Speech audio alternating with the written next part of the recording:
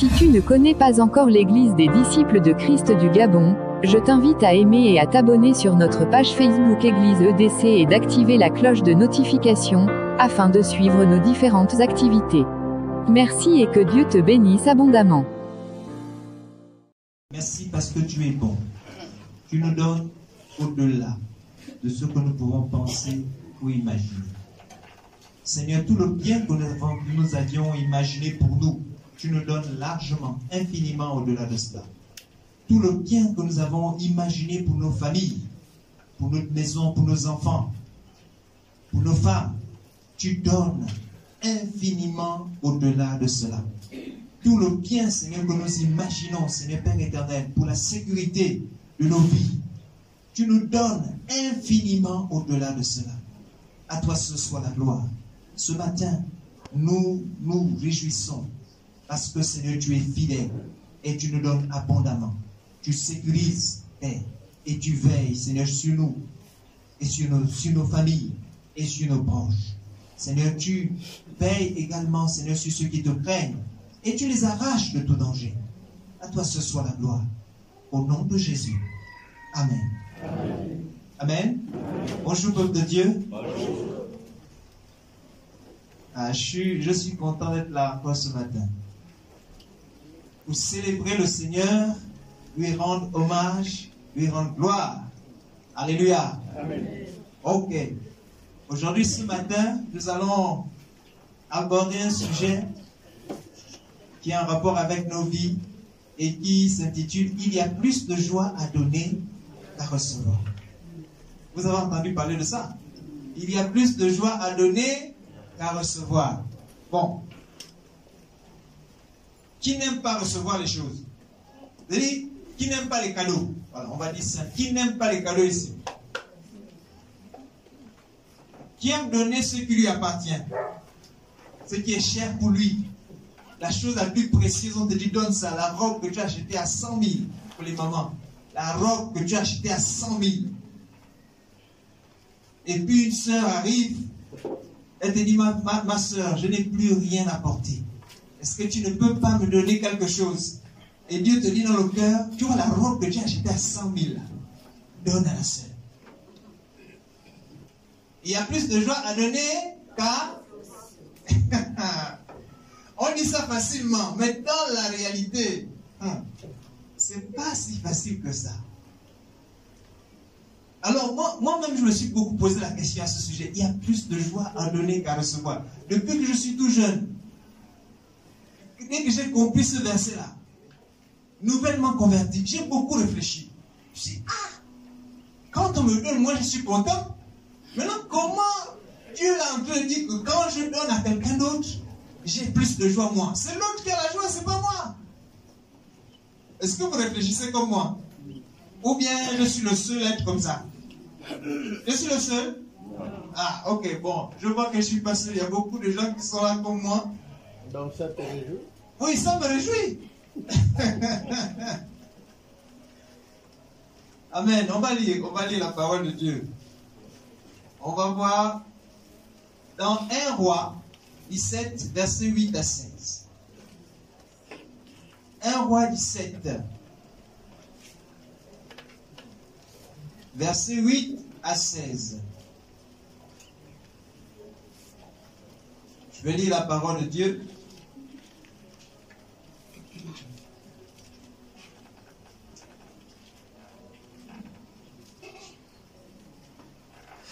Alors, le Seigneur adressa sa parole à Élie et lui dit, pars, va dans la ville de Sarepta, près de Sidon. Tu habiteras là-bas. J'ai commandé à une veuve de cette ville de te donner à manger. Élie part donc à Sarepta. Quand il arrive à l'entrée de la ville, il voit une veuve qui ramasse du bois. Il l'appelle et lui dit, s'il te plaît, va me chercher un peu d'eau à boire. La femme part en chercher. Mais Élie la rappelle et dit, s'il te plaît, apporte-moi aussi un morceau de pain. La femme lui dit, par ton Dieu, le Seigneur vivant, je le jure, je n'ai plus de pain. J'ai seulement une poignée de farine dans un bol et un peu d'huile dans un pot. Je suis venu ramasser 2 morceaux de bois, puis je vais rentrer à la maison et préparer ce qui reste pour mon fils et pour moi. Nous mangerons, ensuite nous mourrons.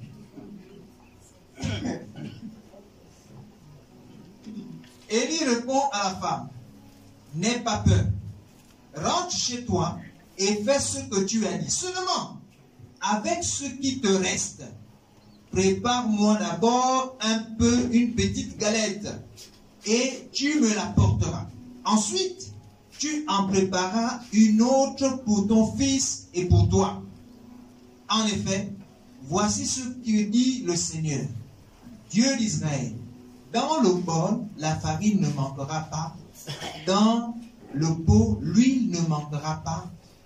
Jusqu'au jour où moi-même, le Seigneur, je ferai tomber la pluie sur la terre. Amen. Bon, voilà l'histoire. Il y a plus de joie à donner qu'à recevoir. C'est ça le thème d'aujourd'hui. Plus de joie à donner qu'à recevoir. Maintenant, regardez l'histoire. L'histoire ici, le contexte, c'est qu'il y a la sécheresse dans le pays.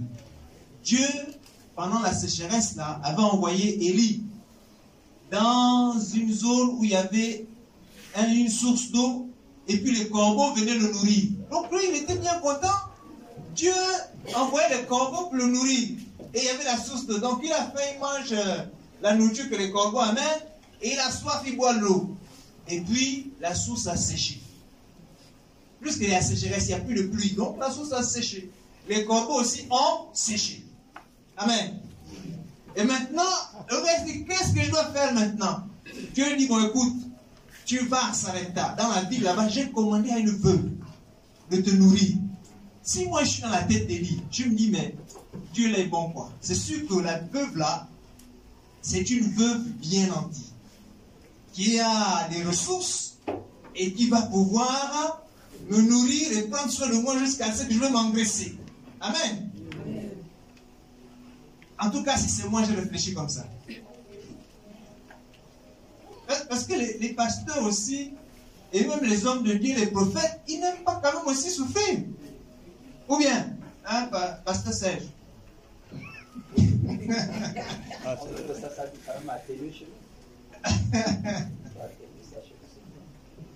Si Dieu peut atteindre ça pour nous, c'est bien. Le roi David a dit, Seigneur, ne me donne pas trop pour que je ne devienne pas orgueilleux, mais ne m'affame pas aussi pour que je ne t'abandonne pas. Amen.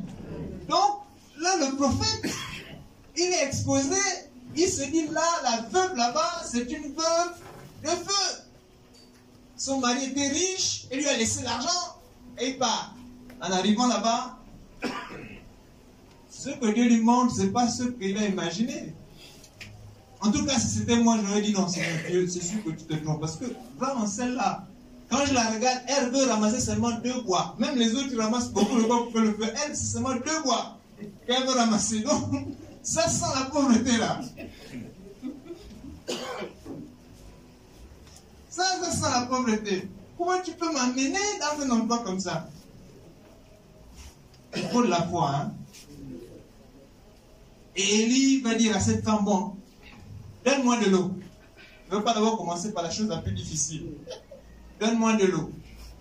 La femme dit, elle va chercher de l'eau, pas de problème. Après, elle dit, attends. Donne-moi aussi du pain. La femme dit, mon Seigneur, tu ne sais pas ce que je suis en train de vivre. Toute la réserve de farine et d'huile que j'avais pour faire les pains, c'est fini. Là, il ne reste plus que pour un seul pain. Un petit pain, une petite galette qui reste. Et un peu d'huile. Donc là, tu me vois, là, je ramasse 2 quoi. Je vais aller à la maison, je vais cuisiner pour moi-même et pour mon fils. On va se couper la petite galette là. Dès qu'on va finir de manger ça, c'est fini, on va mourir tous les deux. Voilà l'histoire. Il y a plus de joie à donner qu'à... Bon, là, vous êtes à la place de cette femme-là. on te récite le verset, il y a plus de joie à donner qu'à recevoir. Toi, tu fais quoi? Tu donnes le prophète ou bien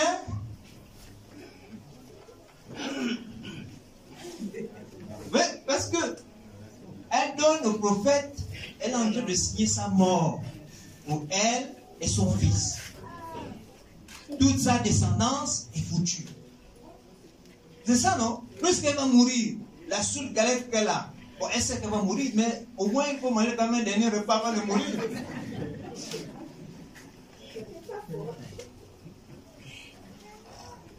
Amen. Voilà. Il y a des choix. Dieu parfois nous met devant nous des choix qu'il faut faire. Et c'est des choix de vie ou de mort. À nous de faire le choix. Et surtout à nous de faire le bon choix. Amen. Mais Dieu ne nous tend pas le piège. Je pense que j'ai déjà prêché ici que Dieu n'est pas une arnaque. Où tu vas investir et puis on te vole ton argent et puis c'est fini, tu restes à mourir avec le stress et l'AVC. Non, Dieu n'est pas comme ça. Si tu investis, si tu t'engages pour Dieu, Dieu rend ça 100 fois. Alléluia. Si tu t'engages pour Dieu, Dieu rend ça 100 fois plus que ce que tu as donné. Donc, c'est ce que cette femme-là va faire. Elle aussi, elle va avoir la foi pour dire, bon, comme le serviteur de Dieu a dit que c'est Dieu, je vais aller faire le gâteau et puis je vais lui donner. Si mon fils et moi doivent mourir sans manger le dernier repas, c'est pas grave. Il y a plus de joie à donner qu'à recevoir. Alors elle a fait, elle a donné. Et maintenant, quand elle a donné le gâteau, elle s'est rendue compte que, oh, mais l'huile, maintenant, elle est repartie pour en faire son gâteau, elle et son fils. Elle se rend compte que dans le pot, la petite farine qu'elle avait pensée là, quand elle a versé, tout est fini. Dès qu'elle dépose, ça a repoussé à l'intérieur. L'huile aussi, elle a versé. C'est fini. Quand elle dépose, ça repousse encore. Amen. Le petit pot là, pendant des mois et des mois et des mois et des mois et des mois, ce n'est pas fini. Qu'est-ce qu'elle a fait? Elle a fait le choix de donner ce qu'il y a de plus précieux à Dieu. Et Dieu a rendu comme il a promis 100 fois plus. Au point que finalement, elle qui pensait qu'elle devait mourir, elle et son fils, ils ne sont pas morts. Ils ont survécu à la famine. Par la main de qui? Par la main de Dieu. Si le prophète, le serviteur de Dieu, n'était pas venu dans cette ville, cette femme et cet enfant seraient morts. Alléluia. Il ne faut pas refuser de recevoir Dieu chez vous. Il ne faut pas refuser de recevoir Dieu chez vous. Même si ça te coûte, même si c'est dur, même si ça te demande, reçois Dieu. Parce que si tu reçois Dieu, ben, les grâces que tu n'avais pas imaginées, les choses que tu n'avais pas pensées, les projets que tu n'avais pas pour ta vie, la destinée que tu n'imaginais pas, même la destinée que les autres ne pensaient pas pour toi, elle va se réaliser. Amen. Amen. Elle va se réaliser. Vous savez, toi-même, tu dis, ah, moi-même, je suis un misérable, qu'est-ce que je suis? Je suis rien du tout. Mon père et ma mère ne peuvent même rien faire pour moi. Quand je regarde toute ma famille, il n'y a aucun qui est bien placé. Donc, en réalité, on ne peut pas compter sur moi. Et même moi-même, je ne peux pas compter sur moi. Mais si tu décides de recevoir Dieu, même les gens qui ne pouvaient pas compter sur toi, un jour vont compter sur toi. Alléluia. Donc quand Dieu frappe à ta porte, ne ferme pas la porte. Dis oui. Même si tu ne comprends pas grand-chose, dis oui. Parce que les conséquences seront favorables, positives pour toi, pour ta famille, pour ta maison. La Bible dit, crois au Seigneur Jésus et tu seras sauvé, toi et ta famille. Toi et ta maison. Alléluia.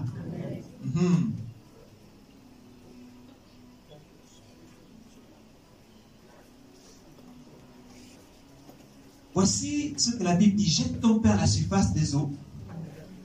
Avec le temps, tu le... La femme là, elle est en train de jeter son huile et sa farine. Elle ne savait pas si c'est maintenant qu'elle va le retrouver ou c'est après la mort. Et Dieu, parfois Dieu, et Dieu a fait grâce que ce n'est pas après la mort. Elle-même l'a vu, l'huile poussée dans la bouteille et la farine poussée dans le pot.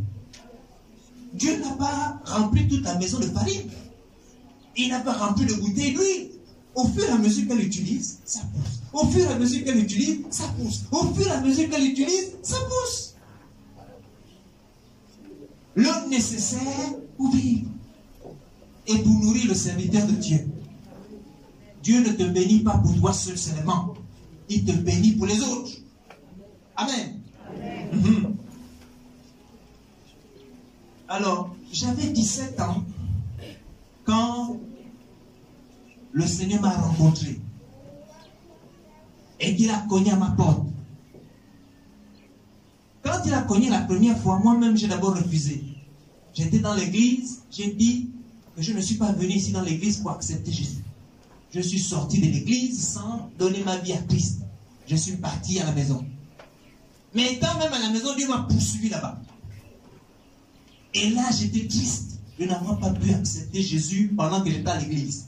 1 jour triste, 2 jours triste, 3 jours triste, 4 jours triste. Je voyais toute ma vie de péché défiler devant moi. Et j'avais un tel regret que mon cœur était lourd. Je ne comprenais rien. Et je me dis, mais pourquoi quand le pasteur a dit qu'il va accepter Jésus, je ne me suis pas levé pour accepter Jésus? Pourquoi? Parce que je pensais que c'était une occasion qui venait qu'une seule fois dans la vie. Ou encore une seule fois l'année. Comme c'était à Noël, je pensais que c'était Noël prochain que je vais accepter Jésus. Et puis finalement, la semaine d'après, j'ai accepté Jésus. Amen. Après avoir refusé la première fois, j'ai fini par accueillir Dieu dans ma maison, dans ma vie. Ce que vous voyez aujourd'hui, c'est le résultat de ce choix-là. Amen. Ce que vous voyez aujourd'hui, c'est le résultat de ce choix-là. Si j'avais fermé la porte à Dieu, vous ne me verrez pas ici. Je serai ailleurs. Peut-être que je serais même mort. Alors, quand j'ai rencontré le Seigneur, il y a ce chant que je chantais. En toi j'ai mis ma confiance. Je ne serai jamais déçu. En toi j'ai mis ma confiance. Je ne serai jamais déçu. Toute ma vie, je l'ai fondée sur toi. Mon être entier, je te l'ai donné. Je ne serai point perdant, je vis dans la victoire. Je ne serai point perdant, je vis dans la victoire de Jésus. Quand j'étais abattu, j'étais découragé, quand le chemin était difficile, quand j'avais des problèmes, quand, même aujourd'hui encore, quand c'est difficile, je chante ce chant. Parce que je me souviens du moment où j'ai dit, Seigneur, je t'abandonne ma vie. Et je me souviens des promesses que le Seigneur m'a fait à ce moment-là. Ça me permet de dire, ne baisse pas les bras. Le meilleur est continue le chemin. N'abandonne pas. Tu as reçu un coup dur, c'est pas grave. Poursuis le chemin. Parce que l'avenir, le meilleur est devant. Avec Dieu, le meilleur est toujours devant. Même si tu dis, oh, avant c'était mieux. J'étais bien là-bas. Comme les enfants d'Israël quand ils sont sortis d'Égypte. Ils ont regretté les peaux de vaches qu'ils mangeaient en Égypte. Ils ont dit, Moïse, Au moins, quand on était en Égypte là-bas, il y avait des peaux de vache, il y avait de l'eau. Même si on nous bastonnait, c'est pas grave. Mais on était quand même bien là-bas. Tu nous amènes dans le désert pour nous tuer de faim. Maintenant, donne-nous à manger. Amen.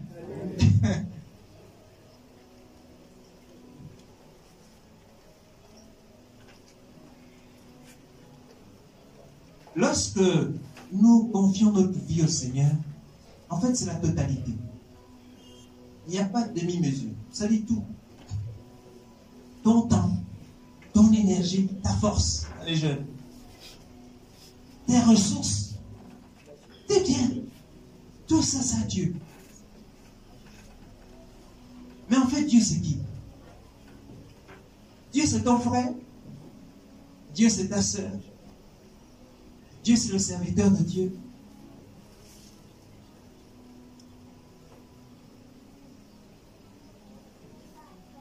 Dieu, c'est l'Église.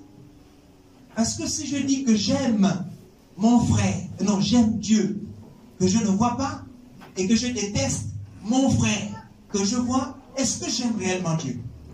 Puisque Dieu aime celui-là, mais moi je ne l'aime pas. Donc je suis un menteur. Nous avons en nous des choses que Dieu nous a données, que nous devons investir, mettre à la disposition de l'Église, pour que le royaume de Dieu avance. Tout à l'heure, on a vu le témoignage de cette famille qui est venue. Ils ont donné ce local. Ils auraient pu refuser et dire, en tout cas, vous êtes l'Église, on ne veut pas de vous ici, partez. On ne serait pas ici à Potos. Peut-être qu'on serait ailleurs. Mais Dieu n'oublie pas ce genre d'action. Dieu n'oublie pas ça.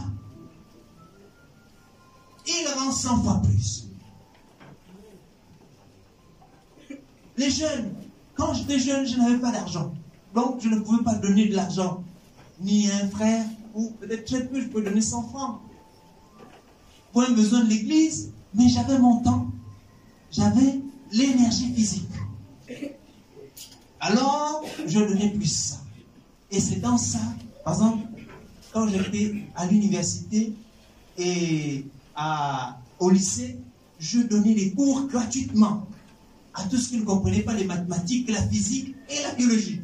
Et c'est dans ça que Dieu m'a fait comprendre le verset « Il y a plus de joie à donner qu'à recevoir ». Alors comment j'ai compris ça? J'ai compris ça parce que quand je prenais mon temps pour expliquer aux autres, moi-même, je comprenais beaucoup plus. Parce que avant de venir expliquer, je suis obligé de comprendre d'abord la chose. Je travaille toute la nuit, je comprends, maintenant je viens expliquer. Mais je suis venu expliquer pourquoi. Parce que j'avais à cœur de donner. Je voulais bien expliquer. Je voulais que la personne qui va venir comprenne parfaitement. Or, en faisant ça, moi-même, je suis en train de comprendre et de apprendre mieux. Et un jour, pendant que je tente de faire ça, je me dis, oh, non, l'exercice, ça, finalement, je traite ça. Après, le verset me revient. Il y a plus de joie à donner qu'à recevoir. Amen. Et il y a plus de bonheur à donner qu'à recevoir. Vous savez, même les gens riches, là, ce qu'on dit le plus riche du monde, dans leur budget, ils ont de l'argent qu'ils mettent de côté pour donner aux pauvres, sans rien attendre. Vous savez pourquoi? Parce qu'ils ont compris la puissance qu'il y a dans le donner et le recevoir. Si tu donnes, tu reçois. Si tu ne donnes pas, tu ne reçois pas.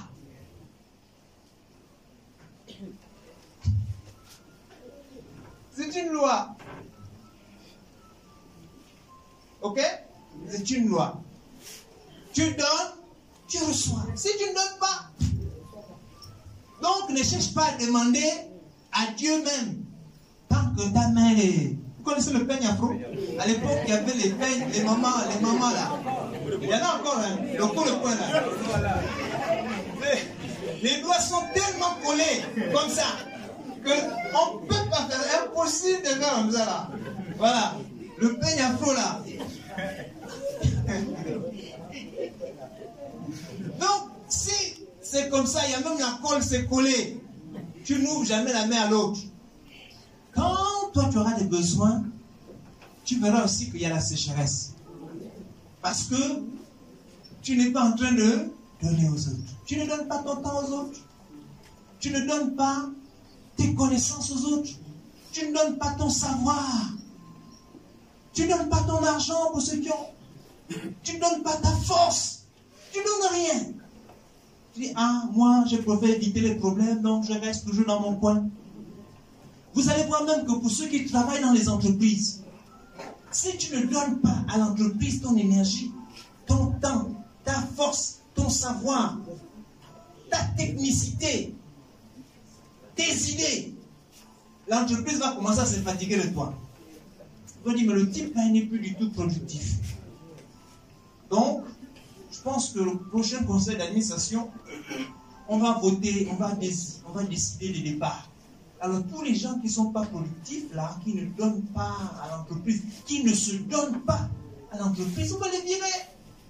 Et puis, on fait une liste, ton nom est là. J'attends ce moment. Voici la liste de ceux qui vont être licenciés le mois prochain. Ton nom. Oh Seigneur, mon Dieu. Qu'est-ce que je fais à Dieu? Qu'est-ce que je fais à Dieu? Et tu vas prier, j'annule ça, au nom de Jésus. En fait, ce n'est pas la prière au nom de Jésus où j'annule, c'est pas ça le problème. Le problème, c'est que tu es dans l'entreprise, on te donne un salaire, tranquillement, et toi, tu ne donnes rien. Tu n'apportes plus rien à l'entreprise. Peut-être au début, tu apportais quelque chose. Maintenant, on se rend compte que non, le gars, il n'apporte plus rien. Donc, vous voyez que le principe du donner et du recevoir n'est pas qu'à l'église. Ça s'applique dans tous les domaines de votre vie. Entre mari et femme. Alors, vous connaissez les bagarres du début là. Vous venez vous marier, c'est bagarre. Bon, il y en a d'autres qui se prennent les coups de poing. C'est ceux qui sont forts. Physiquement. Il y en a qui se donnent les coups de parole. Donc, c'est ceux qui sont forts paroliquement. Et il y en a qui tournent la langue 7 fois. Donc, un a parlé une seule parole, j'ai dit 7 fois. 2 paroles, 14 fois. 21. Donc, ça dit qu'à un moment donné, quand le gars se rend compte qu'il ne peut pas trop parler, allez, arrête de parler. On coupe le micro par le coup de poing. Amen. Voilà, donc toutes les bagarres là, c'est le fait aussi de savoir que quand je vais dans le mariage, c'est pour me donner. Alors moi, je ne comprenais pas ça d'abord. Donc, il y avait des tensions parfois chez nous. Jusqu'à ce que Dieu m'apprenne que, mon frère, tu t'es marié avec cette femme-là. C'est pour la rendre heureuse. Je dis comment? Moi, je me suis marié pour être heureux. Et je me dis, c'est pour la rendre heureuse. Moi, je veux être heureux. Je veux moi-même être heureux. Les jeunes, quand vous allez vous marier, ne partez pas pour être heureux. Partez pour rendre heureux. Donc, tant que je ne comprenais pas ça, je souffrais moi-même. Mais dès que j'ai compris que je me suis marié pour rendre heureux ma femme, pour rendre heureuse, voilà, pardon le français, pour rendre heureuse ma femme, ça a changé. Parce que quand je la rends heureuse, elle sait me rendre heureux.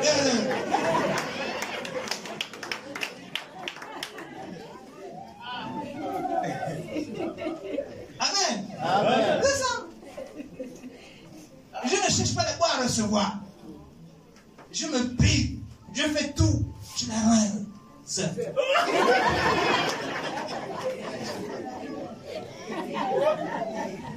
En retour, je reçois. La Bible dit, Marie, aimez vos femmes. Aimez vos femmes. C'est-à-dire que c'est un mot trop simple. Nous, les hommes, on aime bien les choses un peu compliquées, techniques. Ouais, non? Quand il aimait, qu'est-ce que je peux faire pour aimer? Non, aime. Aime. Il n'y a pas de qu'est-ce que je peux faire. Non. Aime seulement. Donne de l'amour. Tout ton temps, toute ton énergie, tout ce que tu peux, tout le possible pour qu'elle se sente aimée. À partir de ce moment, elle n'a pas besoin de faire des efforts pour aimer. Non, non. Voilà. Dieu n'a pas dit, femme, aimez vos maris. Non, non. Dieu n'a pas dit ça. Parce qu'elle, naturellement, dès qu'elle ouvre son cœur, c'est l'amour qui se déverse. Donc, Dieu lui a dit, respecte. C'est ça que tu cherches, parce que c'est nos besoins. Alors, si tu l'aimes, elle te respecte. Elle te met la paix à la maison. Il n'y a pas de bagarre. La nourriture, le sel est bien dosé. Et tout le reste, donc, tout ça là, tu es comment heureux. Oui, c'est ça. Avant que je le comprenne, ça y avait toujours de bagarre. Amen, amen, amen. En connaissance de cause. Voilà, donc qui parle en connaissance de...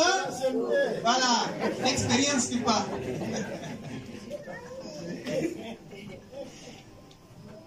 Heureusement, je ne suis pas seul parce que j'avais l'impression que là, je parlais déjà tout seul. Non, il a confirmé, le pasteur a confirmé. Pasteur prophète. Voilà, comme Christ a aimé l'Église. Christ a fait quoi? Il s'est livré lui-même. C'est-à-dire qu'il a souffert lui-même. Il a enduré les coups lui-même. Il a été percé et crucifié lui-même. Il a été tué pour son épouse.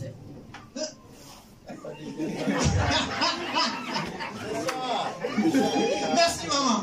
Tu es extrême. Aime. Au point, à l'époque quand j'étais jeune, les grands, on ne peut pas mourir pour une femme. C'est impossible. Non. Si elle ne va plus, tu la changes, tu prends une autre. C'est comme ça qu'on a grandi. Et puis Dieu nous dit non. Si tu as choisi cette femme, tu meurs pour elle. Ça, dans notre culture africaine, même les parents m'ont dit non. Le monsieur là, on l'a mis dans la bouteille. C'est pas possible. C'est pas possible. Il est là, il lave maintenant les habits, il lave les assiettes, il porte les paniers, il pile le manioc. C'est comment, mon frère? Qu'est-ce qui s'est passé? Laissez-le tranquille. Il est en train de donner à son épouse. Il est en train d'investir de là. En retour, il sera heureux. C'est le donner et le recevoir. Plus il donne, plus il reçoit. Donc quand tu vois quelqu'un souriant, il attrape sa femme, il marche dans la rue, tu dis, c'est là aussi quand même. C'est quoi ça? Laissez, tu ne peux pas marcher comme ça, il faut que tu... Laissez-le tranquille. On ne savait pas ce qu'il est en train de faire. Donc laissez-le. Quelqu'un, un homme, ton ami est en train de porter le panier de sa femme, laisse-le porter le panier de sa femme. Quand tu vas intervenir là, tu ne sais pas les problèmes qu'il va avoir après.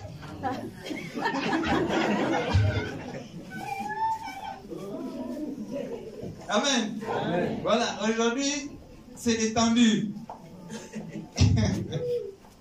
Mais ce que nous sommes en train de voir, il y a plus de joie à donner qu'à recevoir. Bon, on va conclure. Matthieu 6.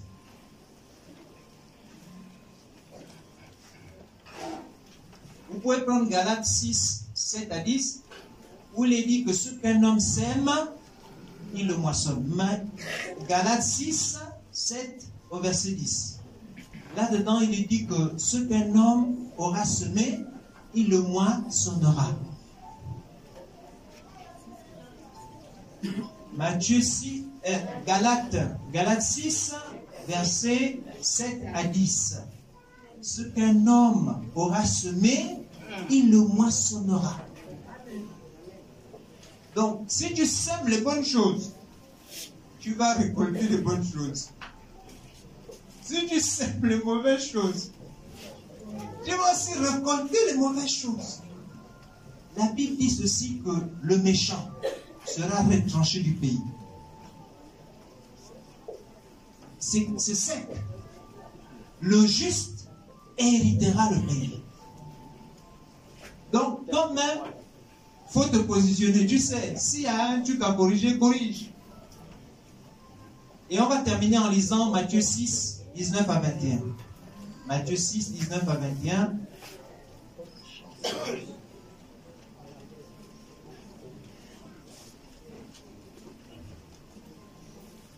Matthieu 6, 19 à 21. Matthieu 6, 19 à 21. Ne vous amassez pas de trésors sur la terre, où la teigne et la rouille détruisent, et où le voleur perce et dérobe. Mais amassez-vous des trésors dans le ciel, où la teigne et la rouille ne détruisent pas point, et où le voleur ne perce ni ne dérobe. Amen. Alors, quand j'étais étudiant, c'est à ce moment que j'ai rencontré Papa Albert. Et dès le moment où on s'est rencontrés, il était à la Lopé, en mission. Alors il a parlé de la mission, de tout ce qui se passait là-bas. Je me souviens, j'avais été marqué parce que à l'église où on était, on lui avait donné 5 minutes. Il dit, bon, vous êtes venu faire le rapport de la mission, on vous donne 5 minutes. Et lui, il a pris son chrono, vous le connaissez, non? Il a pris son chrono, il a chronométré 5 minutes. Il dit, bon, j'ai 5 minutes pour vous faire le rapport de la mission où vous m'avez envoyé. Il a commencé à parler, papa, dès que 5 minutes d'arrivée, il dit, bon, pasteur, les 5 minutes sont finies, vous pouvez reprendre votre chair. Je me dis, mais ça, c'est quel type ça? Il est comment? Même le pasteur dit, non, j'ai dit 5 minutes, c'était pour parler. Il dit, non, vous m'avez donné 5 minutes, c'est 5 minutes. J'avais été marqué, je dis, ah. Et puis, comme j'avais vraiment à cœur la mission et l'évangélisation, alors j'étais étudiant, je me suis dit qu'il faut que je mette un peu d'argent de côté régulièrement pour envoyer en mission. Et ce que j'ai fait, je ne sais plus, pendant 1 an ou 2 ans. On avait 65 000 francs de bourse à l'époque. J'avais décidé de mettre 10 000 francs de côté. Et chaque 3 mois, j'envoyais. Amen. C'était l'engagement que j'avais quand j'étais étudiant. Et après, quand je suis parti en France, et tout, on s'est complètement perdu de vue. Et avant de revenir, je devais venir à Franceville avec ma femme et puis mon enfant, mes enfants, et je n'avais pas d'endroit où loger. Pas de maison, pas de travail.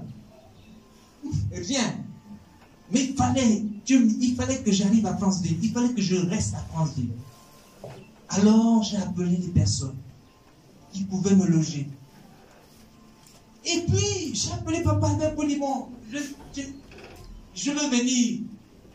J'ai besoin d'un endroit. Il a dit, mon fils, viens. Et je suis venu alors que je n'avais pas de travail, pas d'argent, pas de maison. Amen. Je suis resté chez. Et aujourd'hui, je suis avec vous dans ce ministère, dans cette église. Amen. À ce moment-là, en tant qu'étudiant, 10 000 francs, c'était pas facile. 65 000 francs, j'enlève tout. C'était pas facile. Mais, c'est ce que Dieu m'avait mis à cœur, un peu comme cette dame qu'on appelait au début. Va, fais le gâteau. Amen, je mange. Et puis, j'ai fait pareil. Bon, à l'époque, je ne comprenais même pas ce que je faisais, mais en tout cas, c'était ce qu'il fallait que je fasse. Et Dieu a rendu au centuple. Vous êtes là? J'ai combien de frères et de sœurs? J'ai combien de papas? J'ai combien de mamans ici? Une multitude. J'ai combien de ressources financières ici? une multitude. J'ai combien d'intelligence, de savoir et de sagesse. Quand je suis en train de me garer, il y a une maman qui dit non, non, non, non, mon fils, on ne fait pas comme ça. C'est comme ça qu'on fait. Amen. Qui gagne?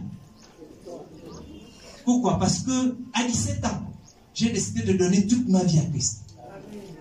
Et puis, chemin faisant, Dieu m'a mis les choses à cœur. Et je me suis aussi engagé à obéir. Et Dieu agit. Et il honore à sa parole. La Bible dit que Dieu veille sur sa parole pour la accomplir. Si je restais là à faire tous les témoignages, on peut rester encore jusqu'à demain. Donc, et je sais que là, il y en a aussi beaucoup de témoignages de ce que Dieu a fait à cause du fait que vous vous êtes engagés. Mais si vous vous engagez pour Dieu entièrement et que vous mettez à disposition des frères et de l'Église tout ce que vous avez comme ressources,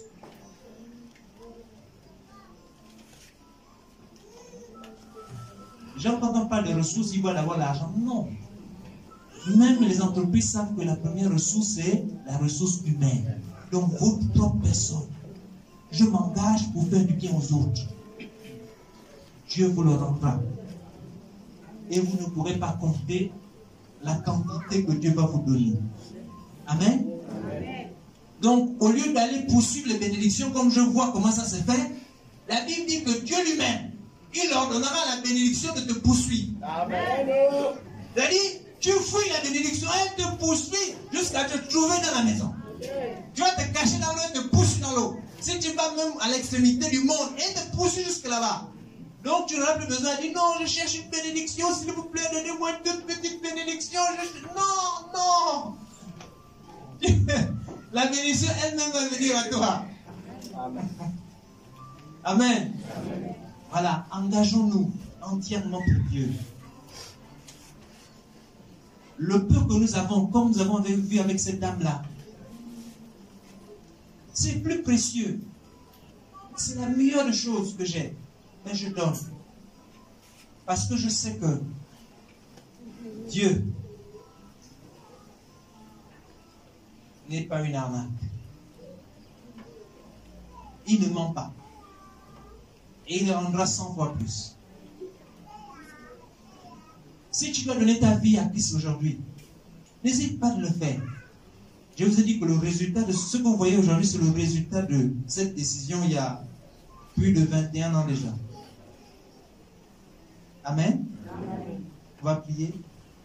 Si tu ne connais pas encore l'Église des disciples de Christ du Gabon, je t'invite à aimer et à t'abonner sur notre page Facebook Église EDC et d'activer la cloche de notification, afin de suivre nos différentes activités. Merci et que Dieu te bénisse abondamment.